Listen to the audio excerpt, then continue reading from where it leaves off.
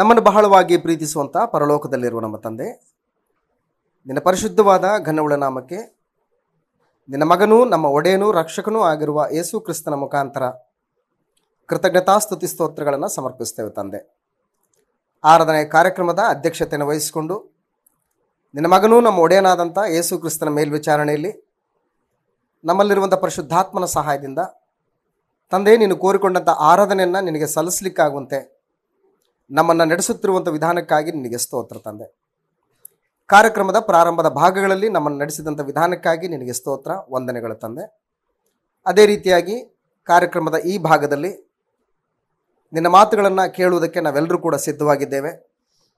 ನಿನ್ನ ಗ್ರಂಥದ ಮುಖಾಂತರ ನಮ್ಮೊಟ್ಟಿಗೆ ನೀನು ಮಾತಾಡುವಾಗ ತಂದೆ, ನಾವೆಲ್ಲರೂ ಕೂಡ ಜಾಗೃತೆಯಿಂದ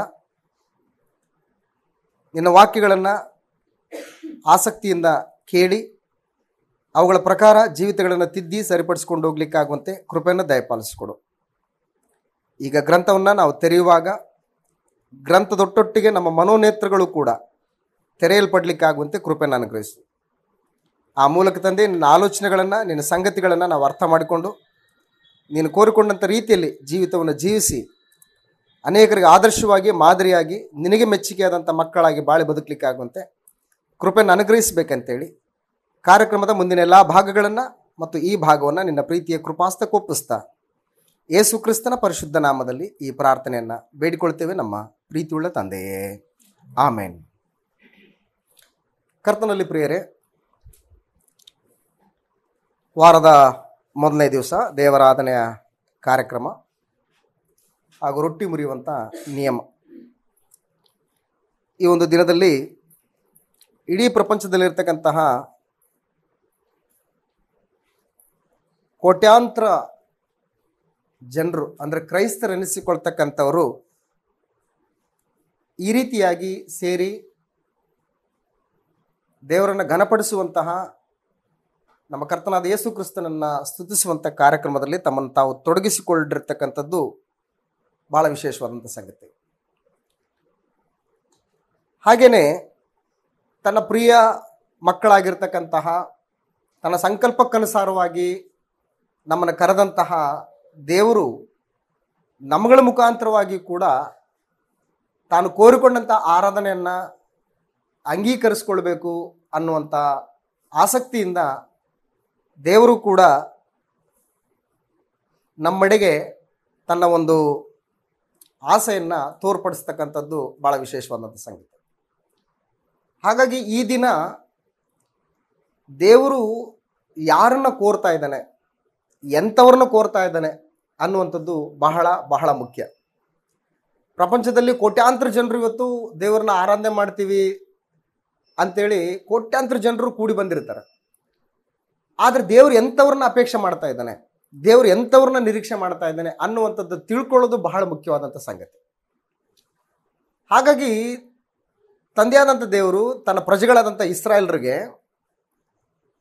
ಹಳೆ ಒಡಂಬಡಿಕೆಯಲ್ಲಿ ವರ್ಷಕ್ಕೆ ಮೂರಾವರ್ತಿ ತಾನು ಆದುಕೊಂಡಂಥ ಸ್ಥಳದಲ್ಲಿ ತನ್ನ ಪ್ರಜೆಗಳು ಕೂಡಿ ಬಂದು ನನ್ನನ್ನು ಆರಾಧಿಸಬೇಕು ಅಂತೇಳಿ ದೇವರು ಅಪೇಕ್ಷೆ ಪಡ್ತಾನೆ. ಆ ಅಪೇಕ್ಷೆ ಹೇಗಿತ್ತು ಅಂತಂದರೆ, ಬರ್ತಕ್ಕಂಥ ಪ್ರತಿಯೊಬ್ಬರೂ ಕೂಡ ತನ್ನ ಸನ್ನಿಧಾನಕ್ಕೆ, ತನ್ನ ಆಲಯದಲ್ಲಿ ಕೂಡಿ ಬರ್ತಕ್ಕಂಥ ಪ್ರತಿಯೊಬ್ಬರೂ ಕೂಡ ಬರಿಗೈಯಿಂದ ಬರಬಾರ್ದು ಅಂತ ಹೇಳ್ತಾನೆ. ಬರಿಗೈಯಿಂದ ಬರಬಾರ್ದು ಅಂತ ಹೇಳ್ತಾನೆ. ಹಾಗಾಗಿ ಕಾಣಿಕೆಗಳನ್ನು ತೆಗೆದುಕೊಂಡು ತನ್ನ ಸನ್ನಿಧಾನಕ್ಕೆ ಬರಬೇಕು ಅಂತೇಳಿ ದೇವರು ಕೋರುವಂಥದ್ದು ಬಹಳ ವಿಶೇಷವಾದಂಥ ಸಂಗತಿ. ವಿಮೋಚನ ಕಾಂಡ ಪುಸ್ತಕದಲ್ಲಿ ಈ ಒಂದು ಸಂಗತಿಯನ್ನು ನಾವು ಗಮನಿಸಿದರೆ, ವಿಮೋಚನ ಕಾಂಡ ಪುಸ್ತಕ ಪರಲೋಕದಲ್ಲಿರ್ತಕ್ಕಂಥ ಪರಮ ತಂದೆ ತನ್ನ ಪ್ರಜೆಗಳಾದಂಥ ಇಸ್ರಾಯೇಲರಿಗೆ ಕೊಟ್ಟಂಥ ಒಂದು ಶ್ರೇಷ್ಠವಾದಂತಹ ಆಜ್ಞೆಗಳಲ್ಲಿ ಈ ಒಂದು ವಿಷಯ ಬಹಳ ಬಹಳ ಆಸಕ್ತಿಯನ್ನು ಮೂಡಿಸ್ತಕ್ಕಂತಹ ಒಂದು ವಿಷಯವಾಗಿ ನಮಗೆ ಕಂಡು ಬರ್ತದೆ. ವಿಮೋಚನ ಕಾಂಡ ಪುಸ್ತಕ 23ನೇ ಅಧ್ಯಾಯ 14 ಮತ್ತು 15ನೇ ವಚನದಲ್ಲಿ, ನೀವು ವರ್ಷಕ್ಕೆ ಮೂರಾವರ್ತಿ ನನಗೆ ಜಾತ್ರೆ ಮಾಡಬೇಕು, ಉಳಿಯಿಲ್ಲದ ರೊಟ್ಟಿಗಳನ್ನು ತಿನ್ನಬೇಕಾದ ಜಾತ್ರೆ ಒಂದು, ನಾನು ನಿಮಗೆ ಆಜ್ಞಾಪಿಸಿದಂತೆ ನೀವು ಚೈತ್ರ ಮಾಸದ, ಅಂದರೆ ಇಲ್ಲಿ 3 ಹಬ್ಬಗಳನ್ನು, ಜಾತ್ರೆಗಳನ್ನು ಮಾಡಬೇಕು ಅಂತೇಳಿ ದೇವರು ತನ್ನ ಪ್ರಜೆಗಳಿಗೆ ಹೇಳ್ತಾ ಇದ್ದಾನೆ. ಅಂದ್ರೆ ನೀವು ವರ್ಷಕ್ಕೆ 3 ಆವರ್ತಿ ಅಂತ ಹೇಳ್ತಾನೆ. ವರ್ಷಕ್ಕೆ 3 ಆವರ್ತಿ ನಾನು ಆದುಕೊಳ್ಳುವಂಥ ಸ್ಥಳದಲ್ಲಿ ಈ ಒಂದು ಕಾರ್ಯಕ್ರಮಗಳನ್ನು, ಈ ಜಾತ್ರೆಗಳನ್ನು ನೀವು ಮಾಡಬೇಕು ಅಂತ ಹೇಳ್ತಾನೆ. ಮಾಡುವಾಗ ನೀವು ಬರಿಗೈಯಿಂದ ನನ್ನ ಸನ್ನಿಧಿಗೆ ಬರಬಾರ್ದು ಅಂತ ಹೇಳ್ತಾನೆ. ಧರ್ಮೋಪದೇಶ ಕಾಂಡ ಪುಸ್ತಕ 16ನೇ ಅಧ್ಯಾಯ 16ನೇ ವಚನದಲ್ಲಿ ಈ ವಿಷಯವನ್ನು ಇನ್ನೂ ಸಂಕ್ಷಿಪ್ತವಾಗಿ ನಾವು ಗಮನಿಸುವುದಾದರೆ, ಧರ್ಮೋಪದೇಶ ಕಾಂಡ ಪುಸ್ತಕ 16ನೇ ಅಧ್ಯಾಯ 16ನೇ ವಚನದಲ್ಲಿ, ಉಳಿಯಿಲ್ಲದ ರೊಟ್ಟಿಗಳ ಜಾತ್ರೆಯಲ್ಲಿಯೂ, ನಂಬರ್ 1, ಉಳಿಯಿಲ್ಲದ ರೊಟ್ಟಿಯ ಜಾತ್ರೆಯಲ್ಲಿಯೂ ಅಂದ್ರೆ ಯಾವುದಿದ ಹಬ್ಬ? ಪಸ್ಕ ಹಬ್ಬ. ಉಳಿಯಿಲ್ಲದ ರೊಟ್ಟಿಗಳ ಜಾತ್ರೆಯಲ್ಲಿಯೂ ಅಂದ್ರೆ ಒಂದನೇದಾಗಿ ಪಸ್ಕ ಹಬ್ಬ, ಎರಡನೇದಾಗಿ ಪಂಚಾಶತ್ತಮ ದಿನದ ಜಾತ್ರೆ. ಪಂಚಾಶತ್ತಮ ದಿನ ಅಂತಂದ್ರೆ ಈ ಪಸ್ಕ ಹಬ್ಬ ಆದ್ಮೇಲೆ 50 ವಾರಗಳ ನಂತರ ಬರುವಂತಹ ಹಬ್ಬ ಯಾವುದಂತಂದ್ರೆ ಪಂಚಾಶತ್ತಮ ದಿನದ ಹಬ್ಬ ಅಂತೇಳಿ. ಅರ್ಥಾತ್ ಪ್ರಥಮ ಬೆಳೆಗಳ ಹಬ್ಬ ಅಂತ. ಪ್ರಥಮ ಬೆಳೆಗಳ ಹಬ್ಬ. ಈ ಹಬ್ಬದಲ್ಲಿ ಕೂಡ ನೀವೇನ್ ಮಾಡಬೇಕು? ಕೂಡಿ ಬರಬೇಕು ಅಂತ ಹೇಳ್ತಾನೆ. ಮತ್ತು ಪರ್ಣಶಾಲೆಗಳ ಹಬ್ಬ ಅಂತ ಹೇಳ್ತಾನೆ. ಪರ್ಣಶಾಲೆಗಳ ಹಬ್ಬ. ಪರ್ಣಶಾಲೆಗಳ ಹಬ್ಬ ಅಂತಂದ್ರೆ ಗುಡಾರಗಳ ಹಬ್ಬ ಅಂತ ಹೇಳಿ. ಅಂದ್ರೆ ನೀವು 40 ವರ್ಷಗಳ ಕಾಲ ಅರಣ್ಯದಲ್ಲಿ ಪ್ರಯಾಣ ಮಾಡ್ಕೊಂಡು ಬಂದ್ರಲ್ಲ, ನೀವು ಯಾವ ರೀತಿ ಪ್ರಯಾಣ ಮಾಡ್ಕೊಂಡ್ ಬಂದ್ರಿ? ನೀವು ಗುಡಾರಗಳಲ್ಲಿ ವಾಸವಾಗಿ ಇದ್ಕೊಂಡು ಪ್ರಯಾಣ ಮಾಡ್ಕೊಂಡ್ ಬಂದ್ರಲ್ಲ. ಇವಾಗ ನೀವು ವಾಗ್ದಾತ್ತ ದೇಶದಲ್ಲಿ ನೀವಿದ್ದೀರಿ. ಈ ಕಾನಾನನ್ನ ಸ್ವತಂತ್ರ ಮಾಡ್ಕೊಂಡಿದ್ದೀರಿ. ಈ ಕಾನಾನ್ನಲ್ಲಿ ನೀವು ಕಟ್ಟದೇ ಇರುವಂತಹ ಮನೆಗಳಲ್ಲಿ ನೀವು ವಾಸ ಮಾಡ್ತಾ ಇದ್ದೀರಿ. ಹಾಗಾಗಿ ನಿಮ್ಮ ಒಂದು ಇಂದಿನ ಒಂದು ಪ್ರಯಾಣ ಯಾವ ರೀತಿ ಇತ್ತು ಅನ್ನೋದನ್ನ ನೀವು ಮರಿಬಾರದು ಅಂತೇಳಿ ನೀವು ಏನ್ ಮಾಡ್ಬೇಕಂತಂದ್ರೆ ಈ ಹಬ್ಬವನ್ನ ಆಚರಿಸ್ಬೇಕು, ಗುಡಾರಗಳ ಹಬ್ಬ ಅಂತೇಳಿ. ಹಾಗಾಗಿ ಇಸ್ರಾಯೇಲ್ ಪ್ರಜೆಗಳಿಗೆ ದೇವರು ಕೊಟ್ಟಂತ ಒಂದು ಪ್ರಮುಖವಾದಂತ 3 ಹಬ್ಬಗಳು, ಒಂದು ಉಳಿಯಿಲ್ಲದ ರೊಟ್ಟಿಯ ಹಬ್ಬ, ಎರಡನೇದ್ದು ಪಂಚಾಶತ್ತಮ ಹಬ್ಬ, ಮೂರನೇದ್ದು ಪರ್ಣಶಾಲೆಗಳ ಹಬ್ಬ ಅಂತೇಳಿ. ಈ 3 ಹಬ್ಬಗಳನ್ನ ಆಚರಿಸುವುದಕ್ಕೆ ಏನ್ ಮಾಡ್ಬೇಕಂತಂದ್ರೆ ವರ್ಷಕ್ಕೆ 3 ಆವರ್ತಿ ಅಂತ ಹೇಳ್ತಾನೆ. ವರ್ಷದಲ್ಲಿ ಎಷ್ಟು ಸಾರಿ? 3 ಸಾರಿ ಈ 3 ಹಬ್ಬಗಳನ್ನು ಆಚರಿಸೋದಕ್ಕೆ ನೀವು ಕೂಡಿ ಬರಬೇಕು ಅಂತ ಹೇಳ್ತೇನೆ. ಎಲ್ಲಿ?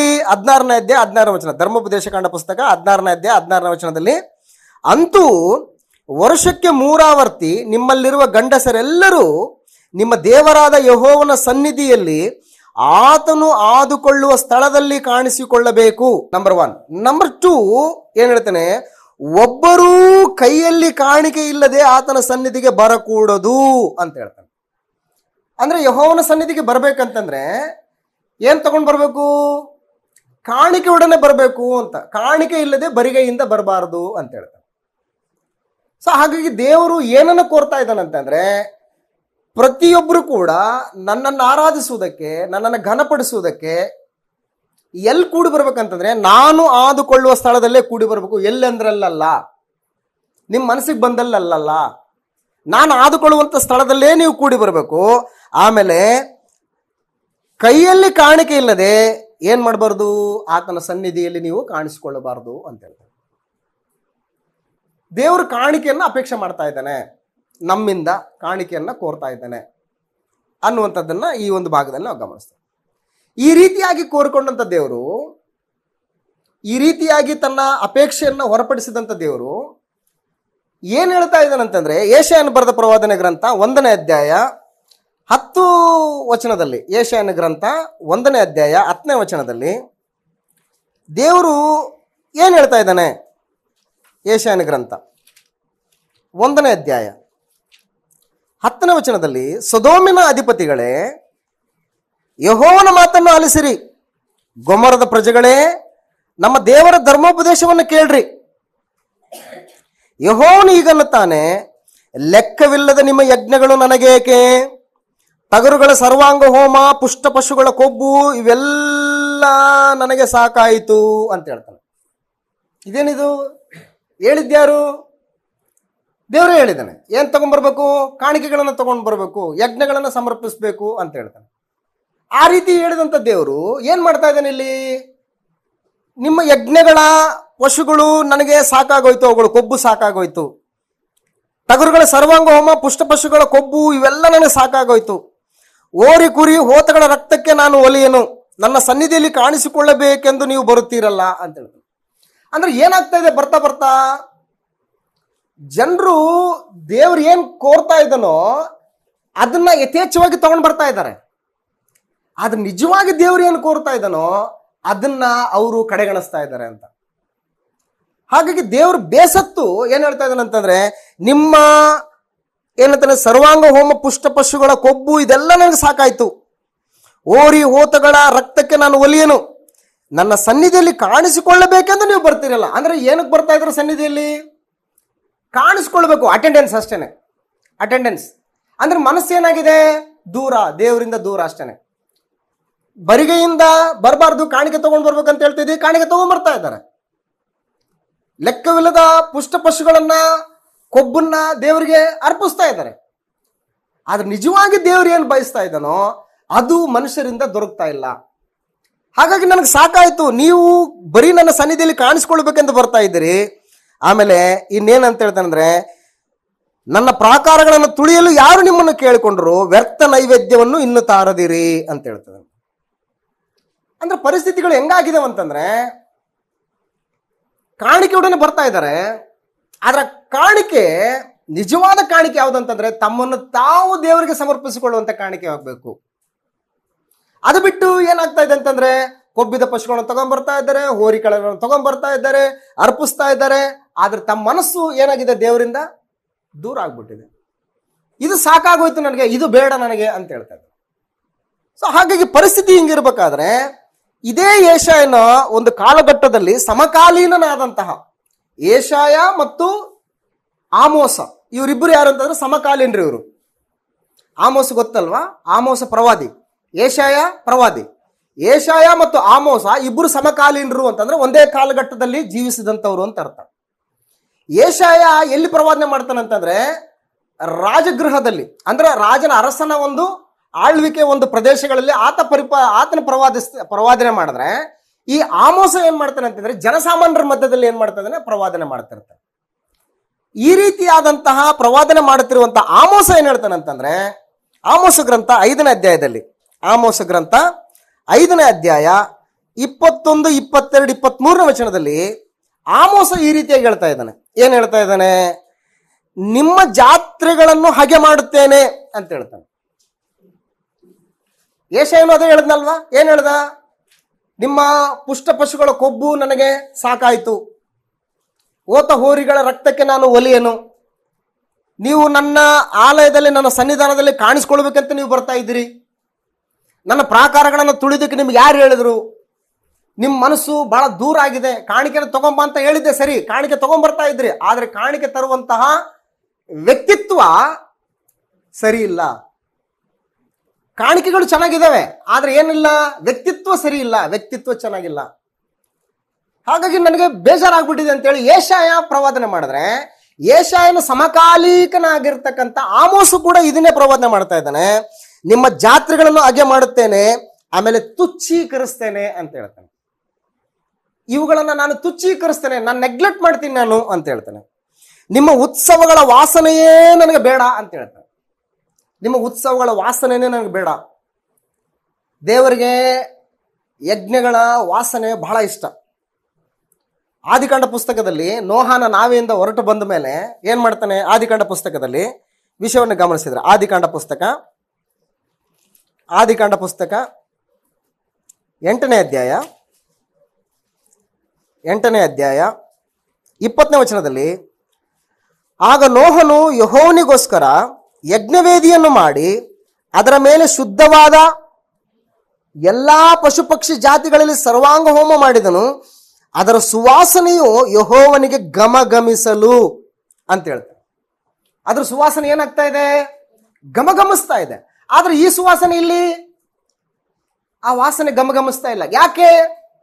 ಯಾಕೆಂತಂದ್ರೆ ವ್ಯಕ್ತಿಗಳ ವ್ಯಕ್ತಿತ್ವ ದೇವರಿಗೆ ವಿರುದ್ಧವಾಗಿದೆ. ಯಜ್ಞಗಳು, ಓತ ಹೋರಿ, ಕರುಗಳ ರಕ್ತ ಇವೆಲ್ಲ ಓಕೆ, ಆದ್ರೆ ಅವುಗಳನ್ನು ಸಮರ್ಪಿಸುವುದಕ್ಕೆ ಬರ್ತಕ್ಕಂತಹ ಮನುಷ್ಯರ ವ್ಯಕ್ತಿತ್ವ ಏನಾಗಿದೆ ಅಂತಂದ್ರೆ ದೇವರಿಗೆ ವಿರುದ್ಧವಾಗಿದೆ ಅಂತ ಹೇಳ್ತಾರೆ. ಇವತ್ತು ಪ್ರಪಂಚದಲ್ಲಿ ಕೋಟ್ಯಾಂತರ ಜನರು ದೇವರನ್ನ ಆರಾಧನೆ ಮಾಡ್ತೀವಿ ಅಂತ ಬರ್ತಾ ಇದ್ದಾರೆ, ಕರ್ತನಾದ ಯೇಸು ಕ್ರಿಸ್ತನನ್ನ ನೆನಪಿಸ್ಕೊಳ್ಳೋಕೆ ಬರ್ತಾ ಇದ್ದಾರೆ. ಆದ್ರೆ ಅವರೆಲ್ಲರ ವಿಚಾರದಲ್ಲಿ ದೇವರು ಸಂತೋಷ ಪಡ್ತಾ ಇದ್ದಾನ? ದೇವರಿಗೆ ಯಜ್ಞಗಳಿಗಿಂತಲೂ ಪುಷ್ಟವಾದಂತಹ ಪಶುಗಳ ಕೊಬ್ಬಿಗಿಂತಲೂ ಯಾವುದು ಮುಖ್ಯ ಅಂತ ಕೋರ್ತಾ ಇದ್ದಾನೆ ದೇವರು ಅಂತಂದ್ರೆ, ವ್ಯಕ್ತಿಯ ವ್ಯಕ್ತಿತ್ವ ಮುಖ್ಯ ಅಂತ ಹೇಳ್ತಾನೆ. ವ್ಯಕ್ತಿಯ ವ್ಯಕ್ತಿತ್ವ. ವ್ಯಕ್ತಿತ್ವ ಅಂದ್ರೆ ಏನು? ವ್ಯಕ್ತಿತ್ವ ಅಂದ್ರೆ ಏನು ಅಂತಂದ್ರೆ, ಈಗ ಮೃಗ ಇದೆ, ಮೃಗದ ತತ್ವಕ್ಕೆ ಏನಂತೀವಿ? ಮೃಗತ್ವ. ಮೃಗತ್ವ ತಾನೆ, ಮೃಗದ ತತ್ವ, ಮೃಗದ ಒಂದು ಗುಣ, ಮೃಗದ ಒಂದು ಸ್ವಭಾವಕ್ಕೆ ಏನಂತೀವಿ? ಅದಕ್ಕೆ ತತ್ವ, ಮೃಗತ್ವ. ಮನುಷ್ಯತ್ವ. ಮನುಷ್ಯತ್ವ ಅಂದ್ರೆ ಏನು?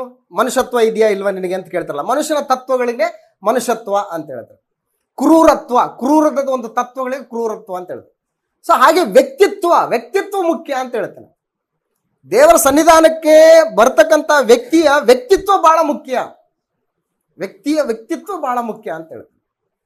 ಹಾಗಾಗಿ ದೇವರು ಏನು ಬಯಸ್ತಾ ಇದ್ದಾನೆ ಅಂತಂದ್ರೆ, ಆಮೋಸ ಗ್ರಂಥದಲ್ಲಿ ಹೇಳ್ತಾ ಇದ್ದಾನೆ, ನಿಮ್ಮ ಉತ್ಸವಗಳ ವಾಸನೆಯೇ ನನಗೆ ಬೇಡ, ನೀವು ನನಗೆ ಸರ್ವಾಂಗ ಹೋಮಗಳನ್ನು ಧಾನ್ಯ ನೈವೇದ್ಯಗಳನ್ನು ಅರ್ಪಿಸಿದರೂ ಸ್ವೀಕರಿಸೆನು, ಸಮಾಧಾನದ ಯಜ್ಞವಾಗಿ ನೀವು ಒಪ್ಪಿಸುವ ಕೊಬ್ಬಿದ ಪಶುಗಳನ್ನು ನೋಡೆನು ಅಂತ ಹೇಳ್ತಾನೆ. ನೋಡೆನು ಅಂತ ಹೇಳ್ತಾನೆ. ಅಂದ್ರೆ ಏನಾಗ್ತಾ ಇದೆ? ಯಾಕೆ ನೋಡ್ತಾ ಇಲ್ಲ ದೇವರು ಅಂತಂದ್ರೆ, ನಿಮ್ಮ ವ್ಯಕ್ತಿತ್ವಗಳು ನನಗೆ ವಿರುದ್ಧ ಆಗಿದೆ, ನಿಮ್ಮ ವ್ಯಕ್ತಿತ್ವ ನನಗೆ ಬಹಳ ದೂರವಾಗಿದ್ದಾವೆ, ಹಾಗಾಗಿ ನೀವೇನೇ ತಗೊಂಡ್ ಬಂದ್ರು ಕೂಡ ನಾನು ನಿಮಗೆ ಒಲಿಯೇನು ಅಂತ ಹೇಳ್ತದೆ. ಹಾಗೆ ದೇವ್ರು ಕೋರ್ಕೊಳ್ಳೋದೇನಂತಂದ್ರೆ, ಆರಾಧಿಕರಲ್ಲಿ ಆರಾಧನೆ ಮಾಡ್ತಕ್ಕಂತಹ ವ್ಯಕ್ತಿಗಳ ವ್ಯಕ್ತಿತ್ವ ಬಹಳ ಮುಖ್ಯ ಅಂತ ಹೇಳ್ತಾರೆ. ನಮ್ಮಲ್ಲಿ ವ್ಯಕ್ತಿತ್ವ ಇಲ್ದೇನೆ ನಾವು ಏನು ಆರಾಧನೆ ಮಾಡಿದ್ರು ಕೂಡ ದೇವರು ಮೆಚ್ಚುವಂತ ಆತನಲ್ಲ. ಹಾಗಾಗಿ ದೇವ್ರು ಕೋರ್ತಾ ಇದ್ದಾನೆ, ಏನ್ ಕೋರ್ತಾ ಇದ್ದಾನೆ ಅಂತಂದ್ರೆ, ಆರಾಧನೆ ಮಾಡ್ತಕ್ಕಂಥವರ ವ್ಯಕ್ತಿಗಳ ವ್ಯಕ್ತಿತ್ವ ಬಹಳ ಮುಖ್ಯ. ನಿಮ್ಮ ಯಜ್ಞದ ಪುಷ್ಟ ಪಶುಗಳು ನನಗೆ ಬೇಕಾಗಿಲ್ಲ, ಹೋತ ಹೋರಿ ಕರುಗಳ ರಕ್ತ ನನಗೆ ನಾನು ಒಲಿಯೇನು, ನೀವು ನನಗೆ ಬಹಳ ಮುಖ್ಯ ಅಂತ ಹೇಳ್ತಾನೆ. ಹಾಗಾಗಿ ದೇವರು ಬಯಸುವಂಥದ್ದು ಏನಂತಂದ್ರೆ, ವ್ಯಕ್ತಿಗಳ ವ್ಯಕ್ತಿತ್ವ ಬಹಳ ಮುಖ್ಯ ಅಂತ ಹೇಳ್ತಾನೆ. ಆ ವ್ಯಕ್ತಿತ್ವ ಇಲ್ಲ ಅಂತಂದ್ರೆ ನಾನು ಏನು ಸಮರ್ಪಿಸಿದ್ರು ಕೂಡ ಅದು ವ್ಯರ್ಥನೇ ಅಂತ ಹೇಳ್ತಾನೆ. ಇನ್ನು ಮುಂದುವರೆದ ಭಾಗದಲ್ಲಿ 2ನೇ ಪೂರ್ವಕಾಲ ವೃತ್ತಾಂತ 29ನೇ ಅಧ್ಯಾಯ 25ನೇ ವಚನದಲ್ಲಿ, ಯೆಹೋವನ ಆಲಯದಲ್ಲಿ ಆರಾಧನೆ ಮಾಡುವಾಗ ಯಾರ್ಯಾರು ಏನೇನು ಕಾರ್ಯಕ್ರಮಗಳನ್ನು ಮಾಡಬೇಕು ಎಂಬುದಾಗಿ ಅಲ್ಲಿ ನಾವು ಗಮನಿಸ್ತೇವೆ.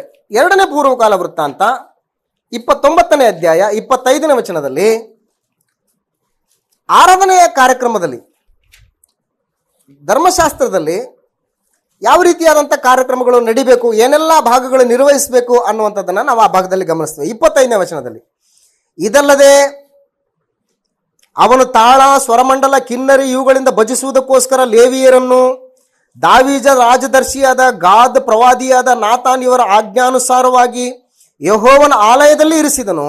ಯೆಹೋವನು ತಾನೇ ಪ್ರವಾದಿಗಳ ಮುಖಾಂತರ ಹೀಗೆ ಆಜ್ಞಾಪಿಸಿದ್ದನು. ಆ ಲೇವಿಯರು ದಾವೀದನ ವಾದ್ಯಗಳನ್ನು, ಯಾಜಕರು ತುತ್ತೂರಿಗಳನ್ನು ಹಿಡಿದು ನಿಂತಿರಲು ಹಿಜ್ಕೀಯನು ಯಜ್ಞವೇದಿಯ ಮೇಲೆ ಸರ್ವಾಂಗ ಹೋಮವನ್ನು ಅರ್ಪಿಸುವುದಕ್ಕೆ ಆಜ್ಞಾಪಿಸಿದನು ಅಂತೇಳಿ. ಅಂದ್ರೆ ಇದು ಆರಾಧನೆ ಕಾರ್ಯಕ್ರಮದಲ್ಲಿ ನಡೀತಕ್ಕಂಥ ಒಂದು ಪ್ರಕ್ರಿಯೆಗಳು. ಈ ರೀತಿ ನಡಿಬೇಕಾದ್ರೆ ಯಾರ್ಯಾರು ವಾದ್ಯಗಳನ್ನು ಬಾರಿಸ್ಬೇಕೋ ಅವ್ರನ್ನ ನೇಮಿಸಿದ್ದಾನೆ, ಯಾರ್ಯಾರು ತುತ್ತೂರಿಗಳನ್ನು ಊದಬೇಕೋ ಅವ್ರನ್ನ ನೇಮಿಸಿದ್ದಾನೆ.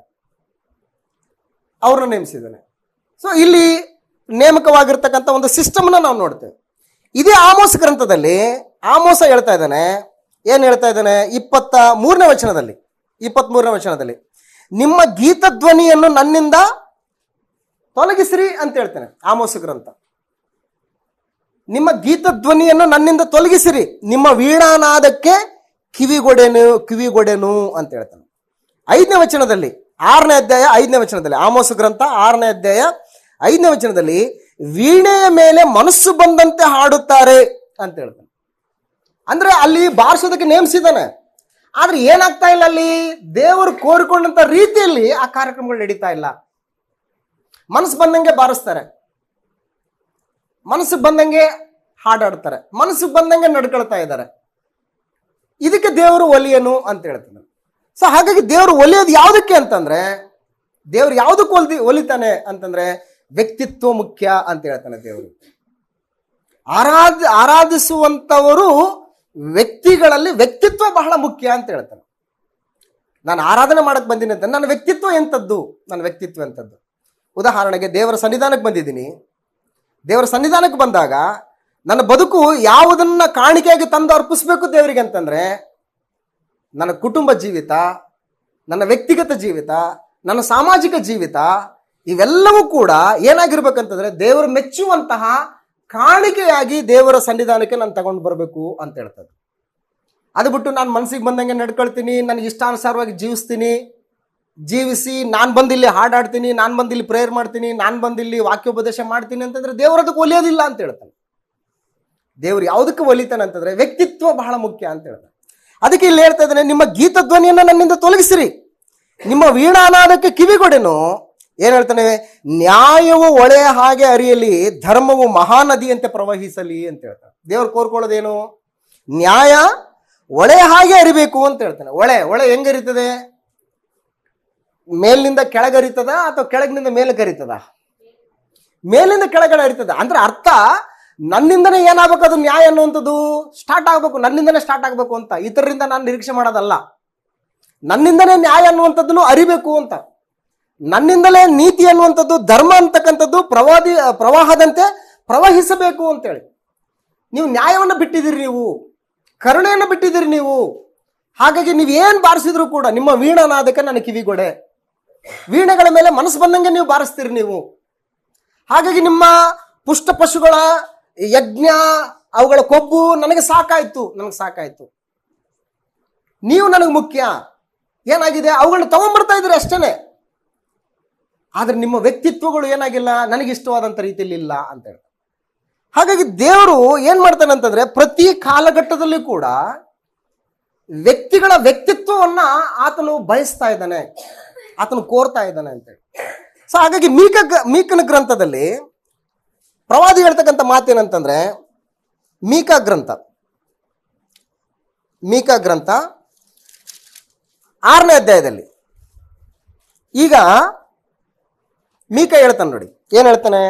ನಾನು ಯೆಹೋವನ ಸನ್ನಿಧಿಯಲ್ಲಿ ಯಾವ ಕಾಣಿಕೆಯೊಡನೆ ಕಾಣಿಸ್ಕೊಳ್ಳಲಿ ಅಂತ ಹೇಳ್ತಾನೆ. ಈಗ ಇದುವರೆಗೂ ಕಾಣಿಕೆ ತಂದದ್ದು ಏನಾಯ್ತು? ದೇವ್ರಿಗೆ ಇಷ್ಟ ಆಯ್ತಾ ಕಾಣಿಕೆ?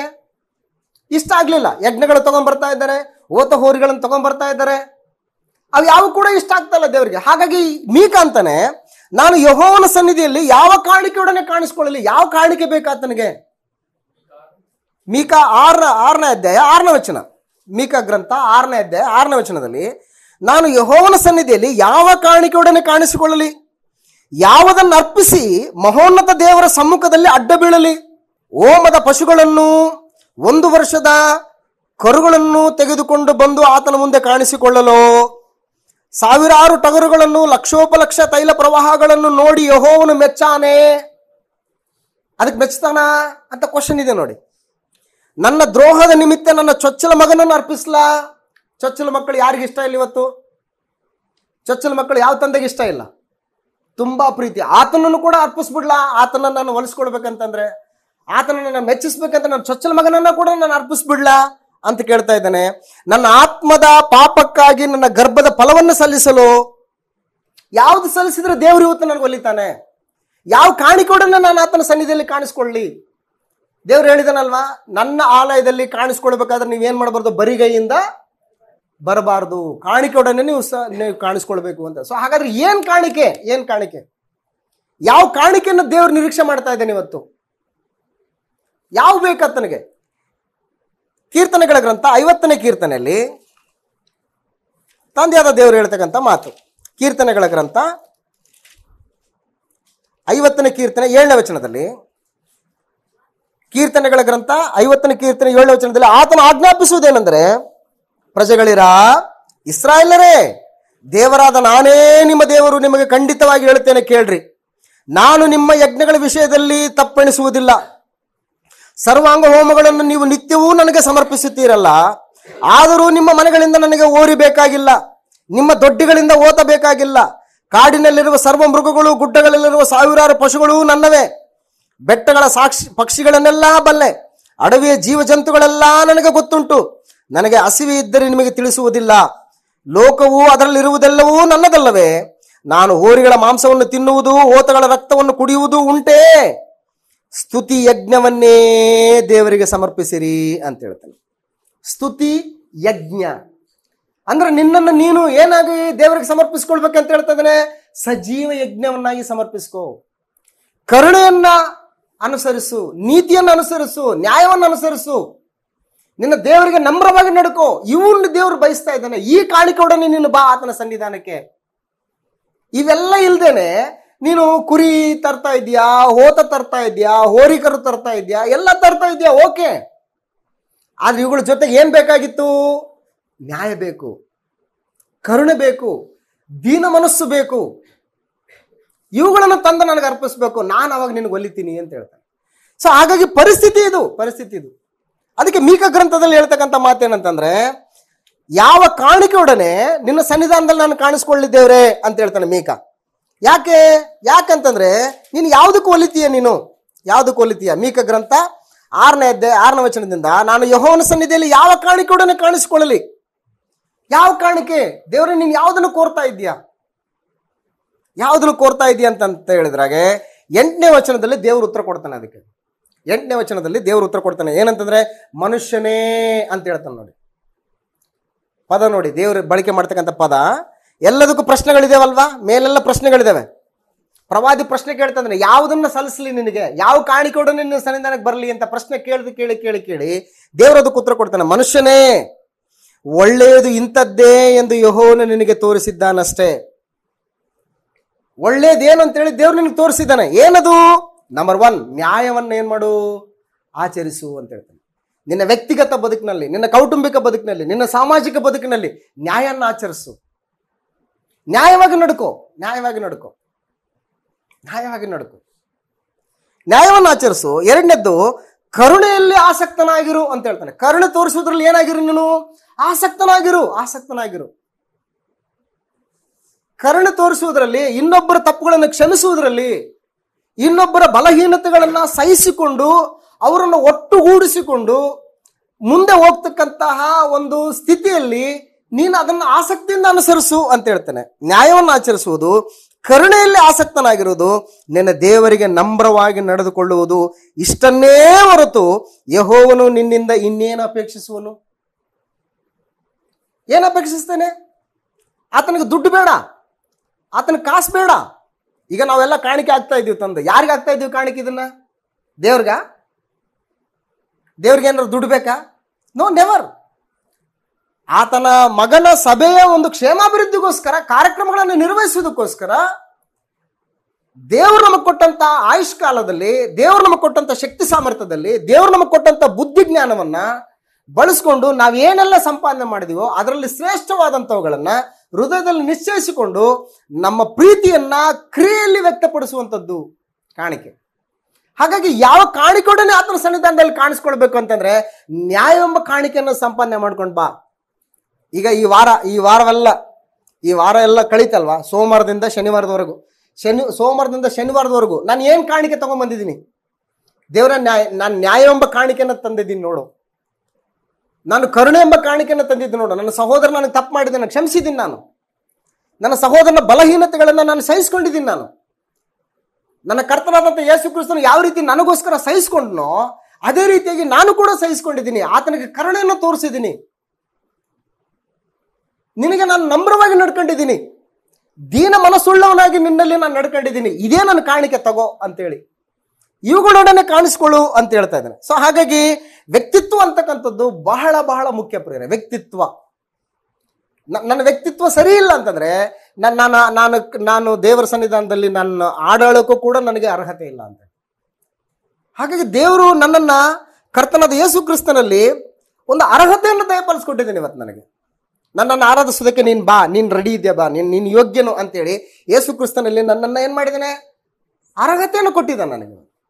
ಆ ಅರ್ಹತೆಯನ್ನ ಹೊಂದಿರತಕ್ಕಂಥ ನಾನು ಕಾಣಿಕೆಯೊಡನೆ ದೇವರ ಸನ್ನಿಧಾನದಲ್ಲಿ ಕಾಣಿಸ್ಕೊಳ್ಬೇಕು ಅಂತ ಹೇಳ್ತಾನೆ. ಯಾಕೋಬನು ಬರೆದ ಪತ್ರಿಕೆಯಲ್ಲಿ ವಿಷಯವನ್ನು ಗಮನಿಸಿದ್ರೆ, ಯಾಕೋಬನು ಬರೆದ ಪತ್ರಿಕೆ 2ನೇ ಅಧ್ಯಾಯದಲ್ಲಿ, ಯಾಕೋಬನು ಬರೆದ ಪತ್ರಿಕೆ 2ನೇ ಅಧ್ಯಾಯ, ಯಾಕೋಬನು ಬರೆದ ಪತ್ರಿಕೆ 2ನೇ ಅಧ್ಯಾಯ 8ನೇ ವಚನದಲ್ಲಿ, ಆದರೂ ಶಾಸ್ತ್ರಕ್ಕೆ ಸರಿಯಾಗಿ ನಿನ್ನ ನೆರೆಯವನನ್ನು ನಿನ್ನಂತೆಯೇ ಪ್ರೀತಿಸಬೇಕೆಂಬ ರಾಜಾಜ್ಞೆಯನ್ನು ನೀವು ನೆರವೇರಿಸುತ್ತಿದ್ದರೆ ನೀವು ಒಳ್ಳೆಯದನ್ನು ಮಾಡುವವರು. ಅದನ್ನು ಬಿಟ್ಟು ಪಕ್ಷಪಾತ ತೋರಿಸುವವರಾಗಿದ್ದರೆ ನೀವು ಪಾಪ ಮಾಡುವವರಾಗಿದ್ದು ಅಪರಾಧಿಗಳೆಂದು ಧರ್ಮಶಾಸ್ತ್ರದಿಂದ ತೀರ್ಮಾನಿಸಲ್ಪಡಿಸುತ್ತೀರಿ ಅಂತ ಹೇಳ್ತಾನೆ. ಸೊ ಏನ್ ಹೇಳ್ತಾ ಇದ್ದಾನೆ ಇಲ್ಲಿ? ನಿನ್ನ ನೆರೆಯವನನ್ನ ನಿನ್ನಂತೆ ಪ್ರೀತಿಸಬೇಕು ಎಂಬ ರಾಜಾಜ್ಞೆ ಅಂತ ಇದೆ. ಇದು ಯಾವ ಆಜ್ಞೆ? ಇದು ರಾಜಾಜ್ಞೆಯನ್ನ ನೀವು ನೆರವೇರಿಸುತ್ತಿದ್ದರೆ ನೀವು ಒಳ್ಳೆಯದನ್ನು ಮಾಡುವವರು ಅದನ್ನು ಬಿಟ್ಟು ಪಕ್ಷಪಾತ ತೋರಿಸಿದ್ರೆ ನಿಮ್ಗೆ ಏನಾಗ್ತದೆ? ನಿಮಗೆ ಪಕ್ಷಪಾತ ತೋರಿಸ್ತಿದ್ರೆ ನೀವು ಪಾಪ ಮಾಡುವವರಾಗಿದ್ದೀರಿ ಅಂತೇಳಿ. ಸಭೆಯಲ್ಲಿರ್ತಕ್ಕಂಥ ಸಹೋದರ ಸಹೋದರಿಯರು ಒಬ್ರು ಬಲವಂತರಿರ್ತಾರೆ, ಒಬ್ಬ ಬಲಹೀನರಿರ್ತಾರೆ. ಏನ್ ಮಾಡ್ಬೇಕು? ನಾವು ಅವ್ರನ್ನ ಸಹಿಸ್ಕೊಳ್ಬೇಕು, ಅವರೆಡೆಗೆ ಪ್ರೀತಿಯನ್ನು ತೋರಿಸ್ಬೇಕು, ಅವರೆಡೆಗೆ ಕರುಣೆಯನ್ನು ತೋರಿಸ್ಬೇಕು, ಅವ್ರನ್ನ ತಿದ್ದಬೇಕು, ಅವ್ರನ್ನ ಕ್ರಮಶಿಕ್ಷಣಕ್ಕೆ ಒಳಪಡಿಸ್ಬೇಕು, ನೀತಿಯ ಮಾರ್ಗದಲ್ಲಿ ನಡೆಸುವುದಕ್ಕೆ ಅವ್ರನ್ನ ಪ್ರೋತ್ಸಾಹಿಸಬೇಕು, ಪ್ರೇರೇಪಿಸಬೇಕು. ಇದು ಸರಿ, ಇದು ತಪ್ಪು, ಇದು ಮಾಡಿದ್ರೆ ದೇವರ ಆಶೀರ್ವಾದ, ಇದು ಮಾಡಿದ್ರೆ ದೇವರಿಗೆ ಕೋಪ, ದೇವರಿಗೆ ನಾವು ಶಾಪಗ್ರಸ್ತರಾಗ್ತೀವಿ. ಇಂಥ ಒಂದು ಸ್ಥಿತಿಯಲ್ಲಿ ನಾವು ಏನ್ ಮಾಡ್ಬೇಕಂತಂದ್ರೆ, ಪಕ್ಷಪಾತವಿಲ್ಲದೆ ನಿನ್ನ ನೆರೆಯವನನ್ನ ನಿನ್ನಂತೆಯೇ ಪ್ರೀತಿಸಬೇಕಂತ ರಾಜಾಜ್ಞೆಯನ್ನು ನೆರವೇರಿಸಿ ನಡೆದಂತಹ ಆ ಕಾಣಿಕೆಯನ್ನು ತಗೊಂಡು ಬಂದು ಏನ್ ಮಾಡ್ಬೇಕಂತೆ? ದೇವರ ಸನ್ನಿಧಾನದಲ್ಲಿ ಕಾಣಿಸ್ಕೊಳ್ಬೇಕು ಅಂತ ಹೇಳಿ. ದೀನ ಮನಸ್ಸು ಬಹಳ ಬಹಳ ಇಂಪಾರ್ಟೆಂಟ್. ರೋಮಾಪುರದವರು ಬರೆದ ಪತ್ರಿಕೆ 5ನೇ ವಚನದಲ್ಲಿ, ರೋಮಾಪುರದವರು ಬರೆದ ಪತ್ರಿಕೆ 5ನೇ ಅಧ್ಯಾಯ 5ನೇ ವಚನದಲ್ಲಿ ವಿಷಯವನ್ನು ಗಮನಿಸಿದ್ರೆ, ನಮಗೆ ಕೊಟ್ಟಿರುವ ಪವಿತ್ರಾತ್ಮನ ಮೂಲಕವಾಗಿ ದೇವರ ಪ್ರೀತಿ ರಸವು ನಮ್ಮ ಹೃದಯಗಳಲ್ಲಿ ಧಾರಾಳವಾಗಿ ಸುರಿದಿದೆಯಲ್ಲ ಅಂತ ಹೇಳ್ತಾನೆ. ನಮಗೆ ಕೊಟ್ಟಿರುವಂತ ಪವಿತ್ರಾತ್ಮನ ಮೂಲಕವಾಗಿ ದೇವರ ಪ್ರೀತಿ ರಸ, ದೇವರ ಪ್ರೀತಿಯ ಒಂದು ರಸ ನಮ್ಮ ಹೃದಯಗಳಲ್ಲಿ ಏನಾಗಿದೆ ಅಂತೆ? ಧಾರಾಳವಾಗಿ ಸುರಿದಿದೆಯಲ್ಲ. ಆ ಧಾರಾಳವಾಗಿ ಸುರಿದಿರುವಂತದ್ದನ್ನ ನಾನು ಏನ್ ಮಾಡ್ಬೇಕು? ಇತರರಿಗೆ ಧಾರಾಳವಾಗಿ ಅದನ್ನು ಸುರಿಬೇಕು ಅಂತ ಹೇಳ್ತಾನೆ. ಕರುಣೆಯನ್ನು ತೋರಿಸುವುದರಲ್ಲಿ ಆಸಕ್ತನಾಗಿರು, ನಂಬಿಕೆಯಿಂದ ನಡೆದುಕೋ, ನಿನ್ನ ದೇವರಿಗೆ ನಮ್ರವಾಗಿ ನಡ್ಕೋ ಅಂತ ಹೇಳ್ತಾರೆ. ಸೊ ಹಾಗಾಗಿ ವ್ಯಕ್ತಿತ್ವ ಬಹಳ ಮುಖ್ಯ. ಆರಾಧಿಕರಲ್ಲಿ ವ್ಯಕ್ತಿತ್ವ ಬಹಳ ಮುಖ್ಯ.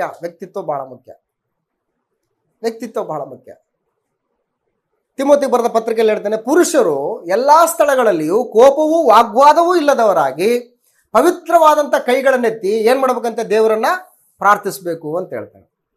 ಸೊ ನಾನು ಈ ರೀತಿ ಪವಿತ್ರವಾದ ಕೈಗಳನ್ನ ಎತ್ತಬೇಕಾದ್ರೆ ನನ್ನ ಕೈಗಳು ಪವಿತ್ರವಾಗಿದೆಯಾ? ಕೈಗಳು ಪವಿತ್ರವಾಗಿದೆ ಅಂತಂದ್ರೆ ಫಿಸಿಕಲ್ ಆಗಿ ಸೋಪು ಗೀಪ್ ಹಾಕೊಂಡು ತೊಳ್ಕೊಂಡು ವಾಶ್ ಮಾಡ್ತೀನಿ ಅಂತ ಅದಲ್ಲ. ಈ ಕೈಗಳಿಂದ ಏನಾಗಿದೆ? ಎಂತೆಂಥ ಕಾರ್ಯಗಳಾಗಿದ್ದಾವೆ. ಕರುಣೆಯನ್ನು ತೋರಿಸಿದವ ಈ ಕೈಗಳು, ದೇವರಿಗೆ ನಮ್ರವಾಗಿ ನಡ್ಕೊಂಡಿದ್ದೇವ ಈ ಕೈಗಳು, ದೇವರು ಮೆಚ್ಚುವಂತ ರೀತಿಯ ವ್ಯಕ್ತಿತ್ವವನ್ನು ಹೊಂದಿಕೊಂಡು ಈ ಕೆಲಸ ಮಾಡಿದೆಯ ಕೈಗಳು ಅನ್ನುವಂಥದ್ದು ಬಹಳ ಮುಖ್ಯ ಅಂತ ಹೇಳ್ತಾನೆ. ಹಾಗಾಗಿ 12ನೇ ಅಧ್ಯಾಯ ರೋಮ ಪತ್ರಿಕೆ 12ನೇ ಅಧ್ಯಾಯ 10ನೇ ವಚನದಲ್ಲಿ ಕೂಡ, ರೋಮಾಪುರದವರು ಬರೆದ ಪತ್ರಿಕೆ 12ನೇ ಅಧ್ಯಾಯ 10ನೇ ವಚನದಲ್ಲಿ, ಕ್ರೈಸ್ತ ಸಹೋದರರು ಅಣ್ಣ ತಮ್ಮಂದಿರೆಂದು ಒಬ್ಬರನ್ನೊಬ್ಬರು ಪ್ರೀತಿಸಿರಿ, ಮಾನ ಮರ್ಯಾದೆಯನ್ನು ತೋರಿಸುವುದರಲ್ಲಿ ಒಬ್ಬರಿಗಿಂತ ಒಬ್ಬರು ಏನಾಗಿರ್ಬೇಕು? ಮುಂದಾಗಿರ್ರಿ ಅಂತೇಳಿ. ಮಾನ ಮರ್ಯಾದೆಯನ್ನು ತೋರಿಸುವುದರಲ್ಲಿ ಕ್ರೈಸ್ತ ಸಹೋದರರು ಒಬ್ಬರಿಗಿಂತ ಒಬ್ಬರು ಶ್ರೇಷ್ಠ ಅಂತ ಎಣಿಸ್ಬೇಕು ಅಂತ ಹೇಳ್ತೇನೆ.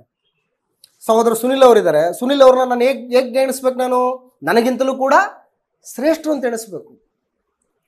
ಈಗ ತಾನೇ ದೇವರ ರಾಜ್ಯದಲ್ಲಿ ಹುಟ್ಟಿರ್ತಕ್ಕಂಥ ಚಿಕ್ಕ ಪ್ರಜೆಯನ್ನು ಕೂಡ ನಾನು ಏನಂತ ಎಣಿಸ್ಬೇಕು?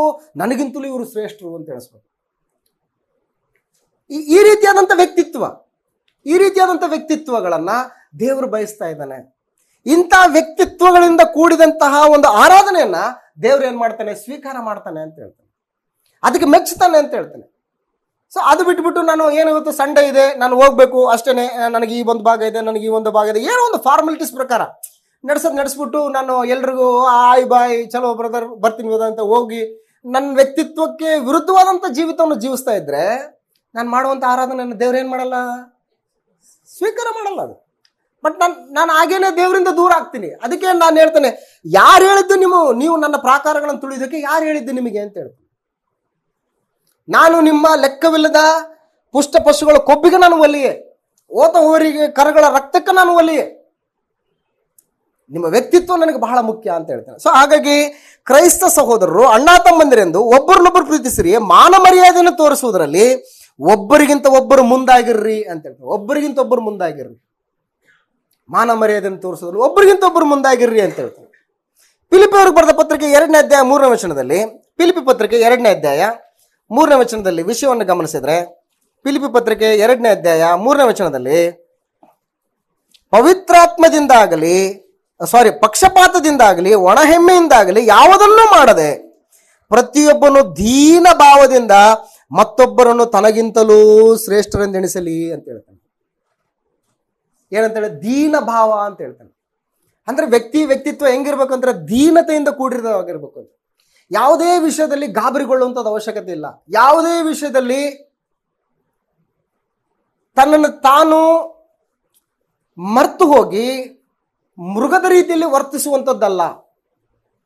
ದೀನತೆ ಇರಬೇಕು. ಕರ್ತನಾದ ಯೇಸು ಕ್ರಿಸ್ತನ ನೋಡಿ, ಆತನ ಶಿಲುಬೆ ಮೇಲಿದ್ರೂ ಕೂಡ ಪಡಬಾರದ ಕಷ್ಟಗಳನ್ನ, ಪಡಬಾರದ ಯಾತನೆಯನ್ನ ಪಟ್ಟರೂ ಕೂಡ ಆತನ ಬಾಯಲ್ಲಿ ಏನಾದ್ರು ಕೋಪ ಬರ್ತಾ ಇದೆಯಾ?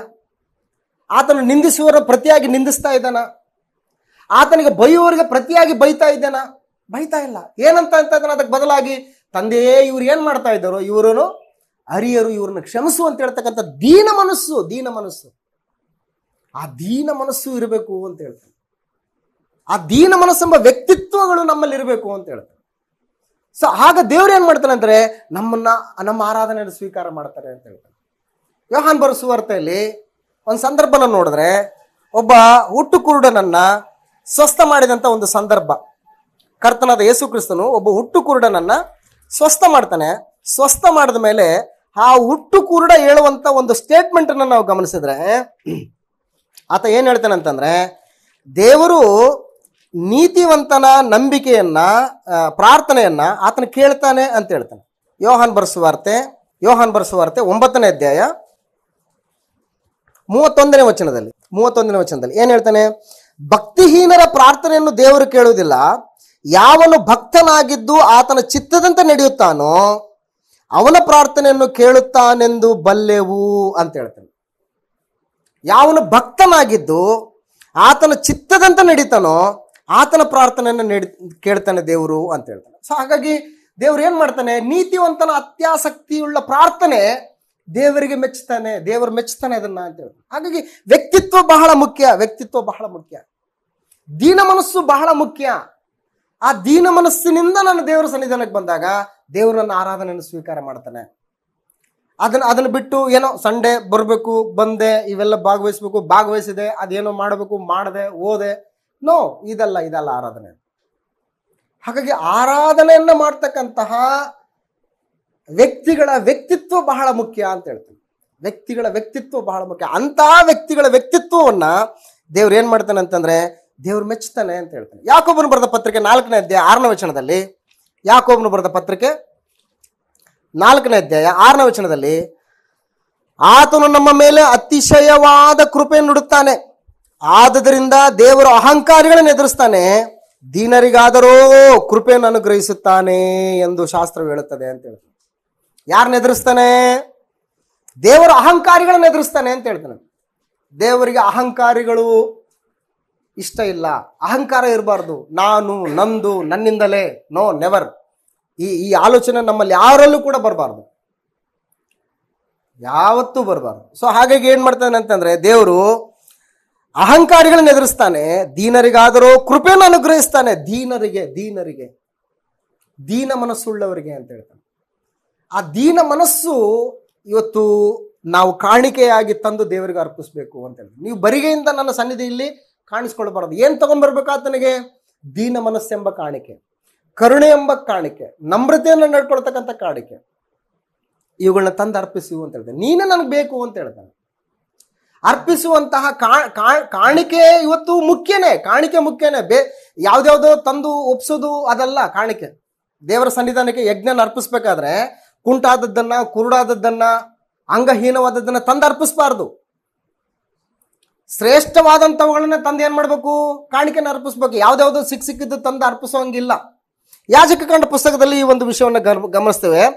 ಕಾಣಿಕೆಗಳು ಕೂಡ, ಅರ್ಪಣೆಗಳು ಕೂಡ ಬಹಳ ಪರಿಶುದ್ಧವಾಗಿರ್ಬೇಕು. 22ನೇ ಅಧ್ಯಾಯನ ನೀವು ಓದ್ಕೊಳ್ಳಿ. ಯಾಜಕಕಾಂಡ ಪುಸ್ತಕ 22ನೇ ಅಧ್ಯಾಯ ಕಂಪ್ಲೀಟ್ ಆಗಿ ಓದ್ಕೊಳ್ಳಿ. ಅಲ್ಲಿ ಯಜ್ಞಗಳು ಕೂಡ ಬಹಳ ಇಂಪಾರ್ಟೆಂಟು. ಯಾವ್ದಾವ್ದನ್ನು ತಂದು ಅರ್ಪಿಸುವಂಥದ್ದಲ್ಲ. ಕುಂಟಾದದ್ದನ್ನ, ಕುರುಡಾದದ್ದನ್ನ, ಅಂಗಹೀನವಾದದ್ದನ್ನ, ಇವುಗಳನ್ನ ತಂದು ದೇವರಿಗೆ ಕಾಣಿಕೆಯನ್ನು ಅರ್ಪಿಸುವಂಥದ್ದಲ್ಲ. ಕಾಣಿಕೆಗಳು ಕೂಡ ಬಹಳ ಇಂಪಾರ್ಟೆಂಟೇ, ಮುಖ್ಯವಾದಂಥವುಗಳೇ. ಹಾಗೇನೆ ಕಾಣಿಕೆಯನ್ನು ಅರ್ಪಿಸುವಂತಹ ವ್ಯಕ್ತಿಗಳು ಕೂಡ ಇಂಪಾರ್ಟೆಂಟ್. ಇವೆರಡೂ ಶುದ್ಧವಾಗಿರ್ಬೇಕು ಅಂತ ಹೇಳ್ತಾನೆ. ಅದೇ ಯಾಜಕಕಾಂಡ ಪುಸ್ತಕ 21ನೇ ಅಧ್ಯಾಯದಲ್ಲಿ ನೀವು ಓದ್ಕೊಳ್ಳಿ ಮನೆಯಲ್ಲಿ. ಯಾಜಕಕಾಂಡ ಪುಸ್ತಕ 21ನೇ ಅಧ್ಯಾಯ ಫುಲ್ ಓದ್ಕೊಳ್ಳಿ. ಯಜ್ಞಗಳನ್ನ ಸಮರ್ಪಣೆ ಮಾಡ್ತಕ್ಕಂಥ ಯಾಜಕರು ಕೂಡ ಏನಾಗಿರ್ಬೇಕು? ಅಲ್ಲಿ ಪರಿಶುದ್ಧರಾಗಿರ್ಬೇಕು ಅಂತ ಹೇಳ್ತಾನೆ. ಆ ಕಡೆ ಅರ್ಪಣೆಗಳು ಕೂಡ ಪರಿಶುದ್ಧವಾಗಿರ್ಬೇಕು, ಅರ್ಪಿಸುವಂತಹ ಆ ಒಂದು ವ್ಯಕ್ತಿಯು ಕೂಡ ಏನಾಗಿರ್ಬೇಕು? ಪರಿಶುದ್ಧನಾಗಿರ್ಬೇಕು. ಎರಡೂ ಇಂಪಾರ್ಟೆಂಟೇ.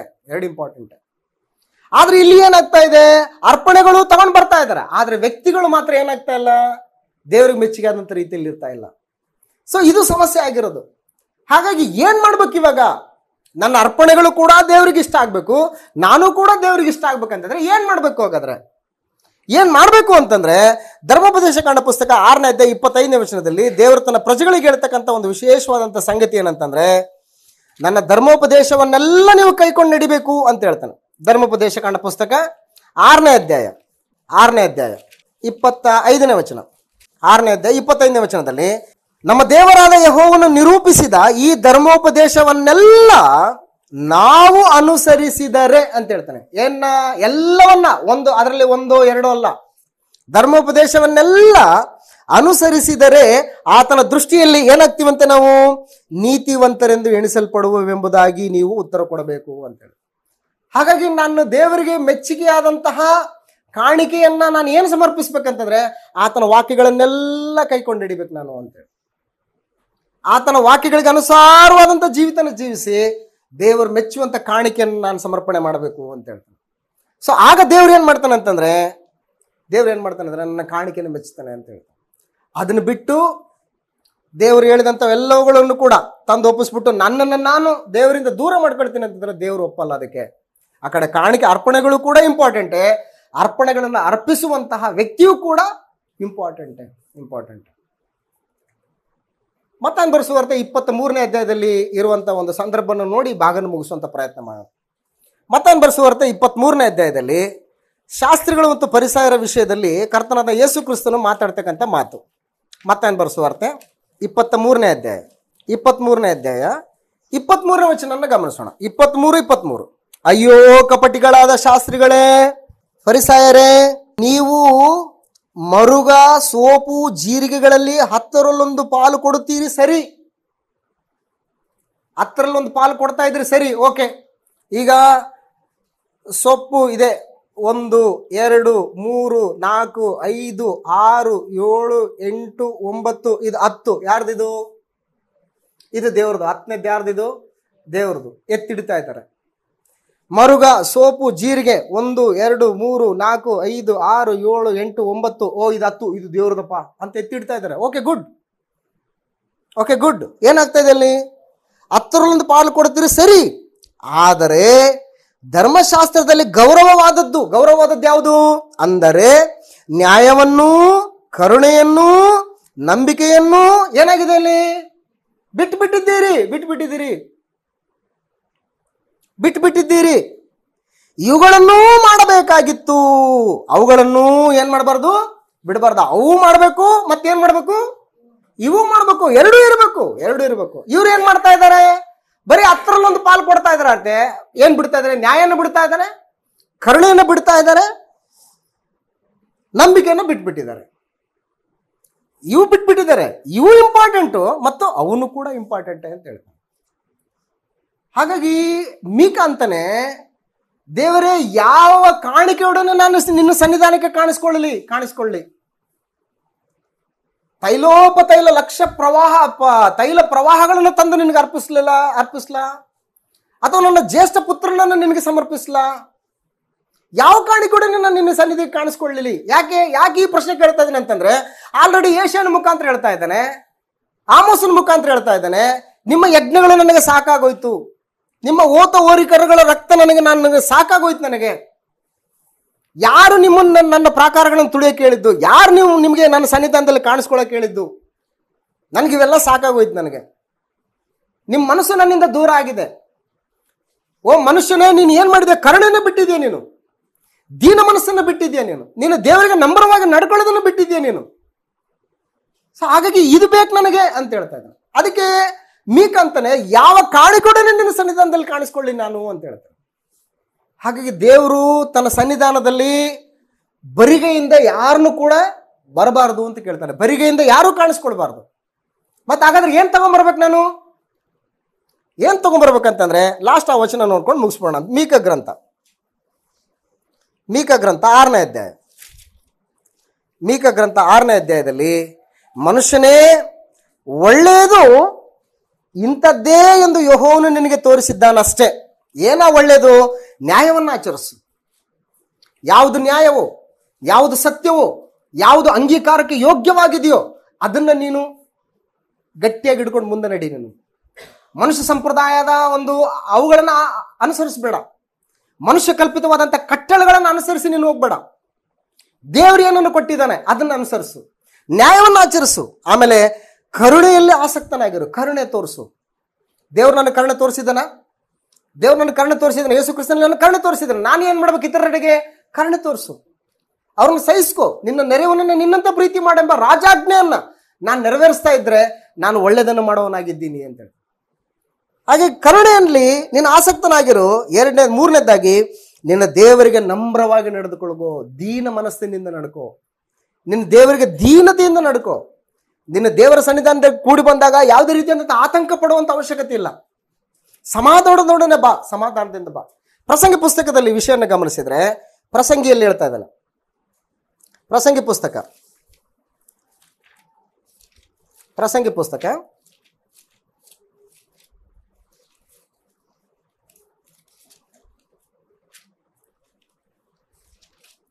5ನೇ ಅಧ್ಯಾಯ 1ನೇ ವಚನದಲ್ಲಿ, ಪ್ರಸಂಗಿ ಪುಸ್ತಕ 5ನೇ ಅಧ್ಯಾಯ 1ನೇ ವಚನ, ದೇವಸ್ಥಾನಕ್ಕೆ ಹೋಗುವಾಗ ನಿನ್ನ ಹೆಜ್ಜೆಯನ್ನ ಗಮನಿಸು ಅಂತ ಹೇಳ್ತಾನೆ. ನಿನ್ನ ಹೆಜ್ಜೆಯನ್ನ ಗಮನಿಸು.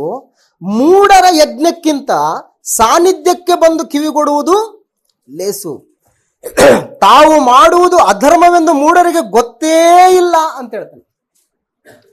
ತಾವು ಮಾಡುವಂಥದ್ದು ಅಧರ್ಮ ಅಂತೇಳಿ ಮೂಢರಿಗೆ ಗೊತ್ತೇ ಇಲ್ಲ. ಸೊ ಹಾಗಾಗಿ ನೀನ್ ಏನ್ ಮಾಡ್ಬೇಕಂತಂದ್ರೆ, ಮೂಢರ ಯಜ್ಞಕ್ಕಿಂತ, ಮೂಢರು ಅರ್ಪಿಸುವಂತ ಯಜ್ಞಕ್ಕಿಂತ ಆತನ ಸನ್ನಿಧಾನಕ್ಕೆ ಬಂದು ಕಿವಿಗೊಡೋದು ಲೇಸು ಅಂತ ಹೇಳ್ತಾನೆ.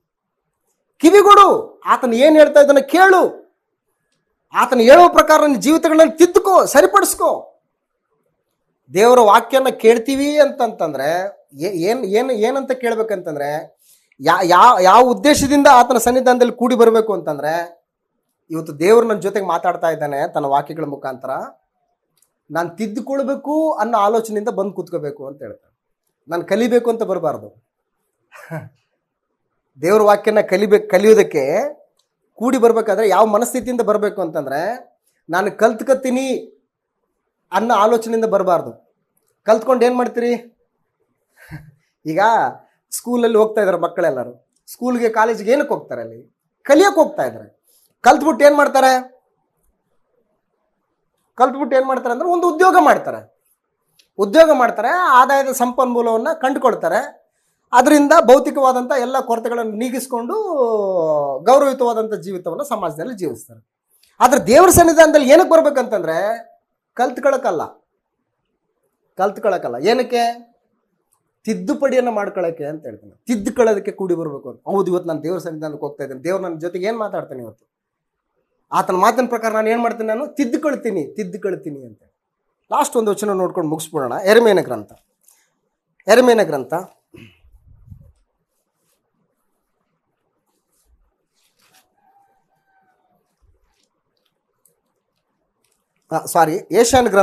ಅಧ್ಯಾಯ, ದಯಮಾಡಿ ಕ್ಷಮಿಸಿ, ಯೆಶಾಯನ ಗ್ರಂಥ 2ನೇ ಅಧ್ಯಾಯ 3ನೇ ವಚನ.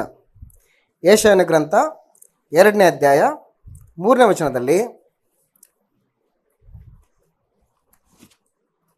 ಹೊರಟು ಬಂದ ಬಹು ಜನಾಂಗದವರು, ಬನ್ನಿರಿ ಯೆಹೋವನ ಪರ್ವತಕ್ಕೆ, ಯಾಕೋಬ್ಯರ ದೇವರ ಮಂದಿರಕ್ಕೆ ಹೋಗೋಣ. ಯಾಕೆ ಹೋಗೋಣ ಬನ್ನಿ ಅಂತ ಕರೀತಾರಂತೆ. ಎಲ್ಲಿಗೆ ಹೋಗೋಣ? ದೇವರ ಮಂದಿರಕ್ಕೆ ಹೋಗೋಣ ಬನ್ನಿ, ಆತನ ಆಲಯಕ್ಕೆ ಹೋಗೋಣ ಬನ್ನಿ. ಹೋಗ್ಬಿಟ್ಟು ಏನು ಮಾಡಬೇಕು? ಹೋದಾಗ ಏನಾಗುತ್ತೆ ಅಂತಂದ್ರೆ, ಆತನು ತನ್ನ ಮಾರ್ಗಗಳ ವಿಷಯವಾಗಿ ನಮಗೆ ಬೋಧನೆ ಮಾಡ್ತಾನೆ. ಯಾರ ವಿಷಯವಾಗಿ ಬೋಧನೆ ಮಾಡ್ತಾರೆ? ದೇವರು ತನ್ನ ಮಾರ್ಗಗಳ ವಿಷಯವಾಗಿ ನಮಗೆ ಬೋಧನೆ ಮಾಡ್ತಾನಂತೆ. ಬೋಧನೆ ಮಾಡಿದಾಗ ನಾವೇನು ರಿಪ್ಲೈ ಮಾಡ್ಬೇಕು ಆತನಿಗೆ? ನನ್ನ ಮಾರ್ಗಗಳು ಸರಿಯಲ್ಲ, ನನ್ನ ಆಲೋಚನೆಗಳು ಸರಿಯಲ್ಲ, ನನ್ನ ನಡವಳಿಕೆಗಳು ಸರಿಯಲ್ಲ. ಸೊ ನಿನ್ನ ಮಾರ್ಗದಲ್ಲಿ ನಾನು ನಡೆಯೋದಕ್ಕೆ ನಾನು ಬರ್ತಾ ಇದ್ದೀನಿ, ಇನ್ನು ನನ್ನ ಮಾರ್ಗಗಳಿಗೆ ಅನುಸಾರವಾಗಿ ನಾನು ನಡೆಯೋದಕ್ಕಲ್ಲ ಅನ್ನೋಂಥ ಆಲೋಚನೆಯಿಂದ ಏನ್ ಮಾಡ್ಬೇಕಂತ, ಆತನ ಸನ್ನಿಧಿಗೆ ಹೋಗ್ಬೇಕು, ಆತನ ಮಂದಿರಕ್ಕೆ ಹೋಗೋಣ. ಆತನು ತನ್ನ ಮಾರ್ಗಗಳ ವಿಷಯವಾಗಿ ನಮಗೆ ಬೋಧನೆ ಮಾಡುವನು, ನಾವು ಆತನ ದಾರಿಗಳಲ್ಲಿ ನಡೆಯುವೆವು ಎಂದು ಹೇಳುವರು ಅಂತೇಳಿ. ಯಾರ ದಾರಿಗಳಲ್ಲಿ? ಆತನ ದಾರಿಗಳಲ್ಲಿ ಅಂತ. ಅಂದರೆ ದೇವರ ಸನ್ನಿಧಾನಕ್ಕೆ ಬಂದಾಗ ನಾನು ಯಾವ ಮೆಂಟಲಿಟಿ, ಯಾವ ಮೈಂಡ್ ಸೆಟ್ಟಿಂದ ಬರ್ಬೇಕಂತಂದ್ರೆ ತಿದ್ದುಕೊಳ್ಳಕ್ಕೆ ಬರಬೇಕು, ಆತನ ಮಾರ್ಗದಲ್ಲಿ ನಡೆಯೋದಕ್ಕೆ ಬರಬೇಕು, ಕಲ್ತ್ಕೊಳ್ಳಕ್ಕಲ್ಲ. ಕಲ್ತ್ಕೊಂಡು ಏನು ಮಾಡ್ತೀರಿ? ಕಲ್ತ್ಕೊಂಡು ಏನು ಮಾಡ್ತೀವಿ? ನಾವು ಮೊದಲು ತಿದ್ದುಕೊಳ್ಬೇಕು. ತಿದ್ದುಕೊಂಡಂತಹ ಜೀವಿತನೇ ಇನ್ನೊಬ್ಬರಿಗೆ ಪ್ರಚುರ ಪಡಿಸೋದು. ನಾನು ಇದು ಯಾವುದೋ ಒಂದು ಪ್ರೊಫೆಷ್ನಲ್ ಉದ್ಯೋಗ ಅಲ್ಲ. ಇದು ಯಾವುದೋ ಟೀಚರ್ ಕೆಲಸ, ಲೆಕ್ಚರ್ ಕೆಲಸ, ಇಲ್ಲೊಂದು ಯಾವುದೋ ಒಂದು ಪ್ರೊಫೆಷನಲ್ ಉದ್ಯೋಗ ಅಲ್ಲ. ಇದು ಉದ್ಯೋಗ ಅಲ್ಲ. ನನ್ನ ಜೀವಿತದಲ್ಲಿ ದೇವರು ತನ್ನ ಮಾರ್ಗಗಳ ವಿಷಯವಾಗಿ ನನಗೆ ಬೋಧನೆ ಮಾಡ್ತಾ ಇದ್ದಾನೆ. ಆ ಮಾರ್ಗಗಳಿಗೆ ಅನುಸಾರವಾಗಿ ನಾನು ನನ್ನ ಜೀವಿತವನ್ನು ತಿದ್ದಿ ಸರಿಪಡಿಸ್ಕೊಂಡು, ಆ ತಿದ್ದಿ ಸರಿಪಡಿಸ್ಕೊಂಡ ಜೀವಿತವನ್ನೇ ನಾನು ಏನು ಮಾಡ್ಬೇಕು? ನಾನು ಇತರರಿಗೆ ಸಾರುವಂಥದ್ದು. ಅದು ಜೀವನ ಅಂತ ಹೇಳ್ತಾರೆ. ಹಾಗಾಗಿ ಯೆಹೋವನು ಯಾವುದಕ್ಕೆ ಮೆಚ್ಚುತ್ತಾ ಇದ್ದಾನಂತಂದ್ರೆ, ದೇವರು ಯಾವುದಕ್ಕೆ ಮೆಚ್ಚುತ್ತಾ ಇದ್ದಾನಂತಂದ್ರೆ, ಆತನ ಸನ್ನಿಧಾನದಲ್ಲಿ ಆತನು ಕೋರಿಕೊಂಡಂಥ ವ್ಯಕ್ತಿತ್ವವನ್ನು ಏನು ಮಾಡ್ಬೇಕಂತೆ ನಾವುಗಳು ತೋರ್ಪಡಿಸ್ಬೇಕು ಅಂತ ಹೇಳ್ತಾನೆ. ಸೊ ಹಾಗಾಗಿ ದೀನ ಮನಸ್ಸು ಬಹಳ ಮುಖ್ಯ ಅಂತ ಹೇಳ್ತಾನೆ. ದೀನ ಮನಸ್ಸು. ಹಾಗಾಗಿ ಮೀಕ ಅಂತಾನೆ, ಏನಂತಾನೆ? ಯೆಹೋವನೇ ನಾನು ನಿನ್ನ ಸನ್ನಿಧಾನದಲ್ಲಿ ಯಾವ ಕಾಣಿಕೆಯೊಡನೆ ಕಾಣಿಸ್ಕೊಳ್ಳಿ. ಯಾವ ಕಾಣಿಕೆ?